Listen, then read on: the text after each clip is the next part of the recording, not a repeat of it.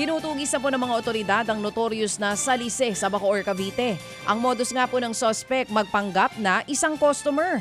Lilituhin ang mga tanong o sa mga tanong ang mga tindera at kapag natataranta ng mga ito, saka ito magnanakaw. Aabot sa 4 tindahan ang nabiktima ng notorious na salise. Magsasampa po ng reklamo mga nabiktima ng kawatan. Meron na ring 10,000 pisong reward money sa kung sino man na makapagbibigay ng impormasyon kung nasaan ang notorious na mananalisi. Patay nang natagpuan sa lawa ang empleyado ng isang golf course sa Cebu City. Base sa investigasyon, naglilinis sa gilid ng lawa ang biktimang si Ryan Hermino. Nang madulas siya, hindi marunong lumangoy ang biktima. Pahirapan ang pagsuyod sa 10 talampakang lalim sa lawa, kaya bukod sa kulay berdeng tubig, maputik din ang ilalim nito. Umabot sa 1 oras bago nahanap ang biktima. Patuloy pa rin ang investigasyon ng mga pulis para matiyak na walang foul play sa nangyari. Sinubukan pa ng News 5 na kuna ng panig ang pamunuan ng golf course. Tumaob naman po ang isang sasakyan sa isang palayan sa bayan po yan ng Hilongos sa Leyte. Bigla daw pumutok ang unahang gulong ng sasakyan dahilan nga para mawala ng kontrol ang driver at dumiretso sa palayan. Nakagalos ang magka-live-in na sakay nito. Ayon sa mga pulis, posibleng dahil sa nagkagalos po. Nagkaroon ng galos ang magka-live-in na sakay nito.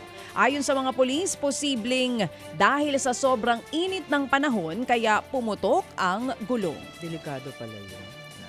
Na-ospital ang babaeng student athlete matapos matuklaw ng kobra sa Coronadal City. Base sa investigasyon, nasa quarters noon ang biktima habang naghahanda para sa regional athletic meet. May kinuha siya sa kanyang bag at doon na siya tinuklaw ng maliit na kobra. Maayos na ang kalagayan ng biktima at nangako naman ng city government na sasagutin ang gastos nito sa ospital. Kalahok ang estudyante sa Taekwondo Secondary Girls category. Samantala, kinundina ng Animal Rights Group ang pananakit ng mga kabataan sa isang pusa sa isang video po yan. Kitang isinilid muna ng mga kabataan ang kuting sa sako. Patawa-tawa pa sila habang sinisipa at hinahampas ng tsinelas ang kawawang pusa. Nakarating po kay Concepcion Mayor ang nangyari na agad naman niyang kinundina. Nanawagan din po ang mayor sa publiko na kumalma lalo't mga menor de edad ang sangkot.